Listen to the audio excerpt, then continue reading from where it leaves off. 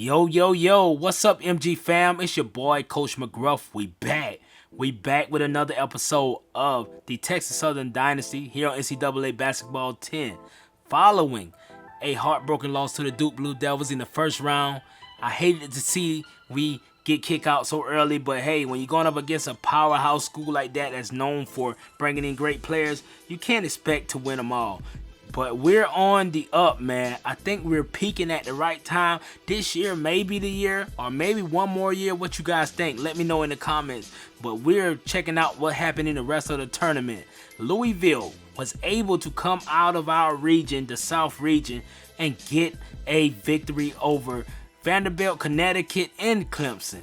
And they went on to the Final Four. Duke got kicked out in the Sweet 16 by Clemson. And Louisville went all the way through there, bro. Didn't have much trouble. And they were able to get to the Final Four. And also, the West region. Texas got beat down by Villanova in the final game. The number 1 seed and the number 2 seed did make it to the Elite 8, just like everybody mapped it out to be.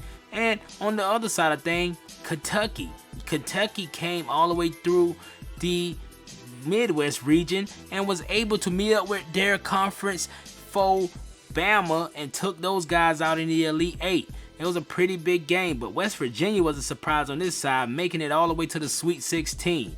And Kansas, the defending champs, were able to get all the way to the Elite 8, took out Ohio State, and made something happen, bro. Kansas is forever in the Final Four, man. Kansas is forever in the Final Four.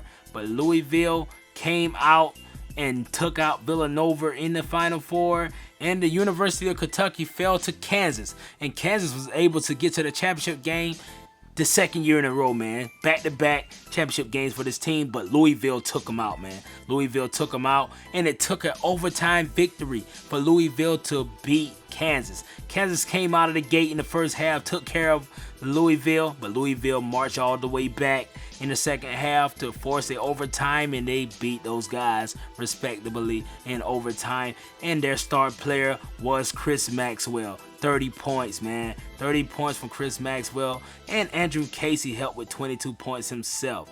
Chris Maxwell is no scrub, man. He's a junior. He will probably return this year to try to complete a back-to-back championship for his team, man. That would be great for the Louisville Cardinals. But this guy had 7 offensive rebounds, 9 defensive rebounds. But that's 16 boards, man. There's not much you can do with a player who's blocking almost every shot. 8 blocks could be a championship game record there. I don't believe I've seen anybody get 8 blocks in the NCAA championship. That is crazy. But Chris Maxwell is the truth, man. We got to chuck it up to the guy. So let's see, man. Going into the offseason, we have some job offers. Other teams want to pay for the services of Coach McGruff after all he has done at Texas Southern.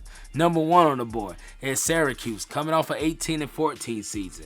Number 2 on the board, a team that knocked us out of last year's NCAA tournament, Michigan, 17-17 last season. And Maryland, a team we are looking to face starting off next year, 16-20 last season. And Arizona, a team that's always in championship talk.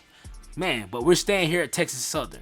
And you can see our verbal commits from the season. We're able to get Devin Chapman and Jaoki Capers and Leon Calloway. You know we had to boast up that center and power forward spot. We're looking to bring in the 6'10 kid. We look to sign him. And Devin Chapman, we're going to sign him too. I don't think we want to take in Jaoki Capers because Devin Chapman looked like he may be the real deal. All-American kid. And let's get it. So we're going to check out who's leaving, man. We have a few kids leaving. Prosper Mosley, he's transferring. He said, Coach McGruff, you're bringing in too much talent at the shooting guard position. I couldn't get them burned last year because you let Murphy get in. He went crazy. And you also still got Buckley. And then you're going to bring in another freshman shooting guard. Man, I think I'm going to take my talents elsewhere. We were trying to talk him into staying, but hey, he had to move on, man. Good kid, though. And our top signee of this offseason was Elmo Newman, the number 21 ranked shooting guard in the nation.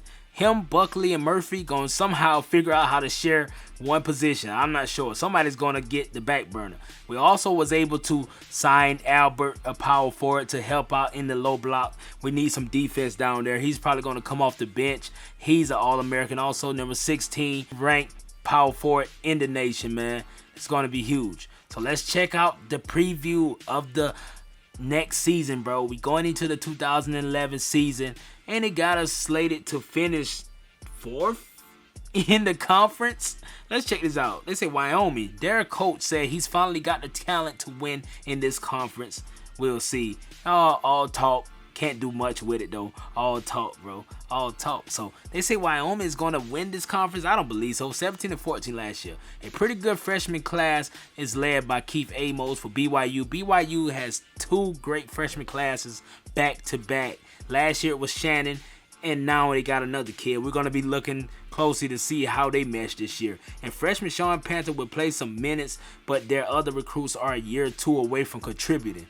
Oh man, but they do have a star shooting guard. And Texas Southern, they'll likely only go 7 or 8 players deep, with role players Bill Coffey and Bob Murphy getting most of the action off the bench. They crazy, man. We 12 deep.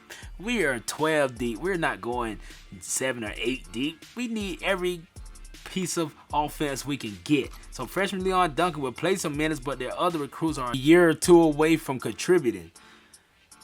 Colorado State was slated to be the top dogs last year. They said some experts think their coaches' days on campus may be numbered. UNLV, y'all better figure something out there in Las Vegas, man, because I don't know what y'all gonna do. No one on their bench is a difference maker out there in San Diego State.